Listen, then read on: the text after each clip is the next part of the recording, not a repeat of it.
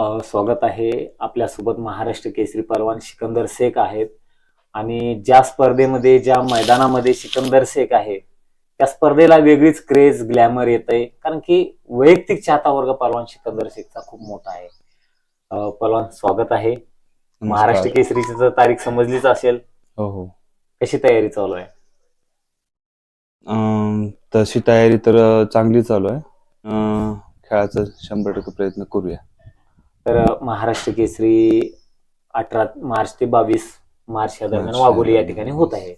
आयोजक रामकृष्ण सातव साहेबांनी हे संपूर्ण बक्षीस ठेवण्यात आलेलं आहे. बक्षिसासंदर्भात ऐकून असेल तुम्हाला नेमकं. सर्वात आधी तर रामकृष्ण सातव साहेबांचा ह्यात सगळ्यात मोठा मोलाचा वाटा आहे आणि साहेबांनी एवढी मोठी बक्षीस ठेवली होती की ह्या आधी पूर्ण आपल्या महाराष्ट्रात नव्हतं तर पूर्ण भारत देशामध्ये एवढी मोठी बक्षीस कोणीही ठेवलेली नाहीत किंवा मला वाटत नाही की एवढी मोठी बक्षीस कोण ठेवू शकेल.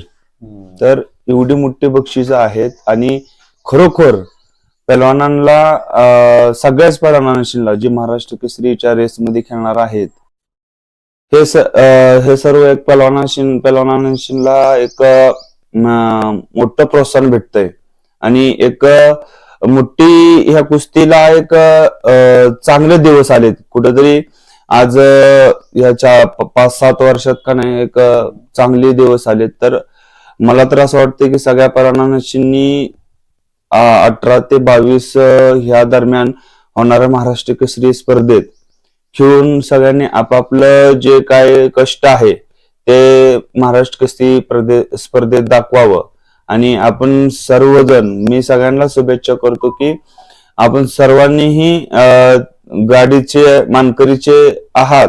पण माझं एक सगळ्यांना शुभेच्छा आहे की आपण सर्वांनी आपलं चांगलं प्रदर्शन दाखवावं आणि एक सातव साहेबांना अजून पुढची स्पर्धा घ्यावी असं प्रोत्साहन करावं. नक्कीच पहलवान खेळणार. पहलवान कोणत्या जिल्ह्यातनं खेळणार आहात तुम्ही? अजून माझं काय तसं फिक्स झालेलं नाहीये. तसंच बऱ्याच जिल्ह्याच्या चाचण्या राहिल्यात अजून.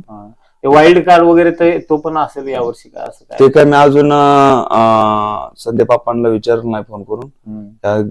फोन करीन मी आप्पांना तर मग आप्पा मला सांगतील काय विषय म्हणजे की आपल्या जिल्ह्यातनं खेळायचा आहे किंवा बाहेरच्या जिल्ह्यातनं वाईल्ड कार्ड द्वारे खेळता येईन आपल्याला असं मी अजून आप्पांना विचारेल.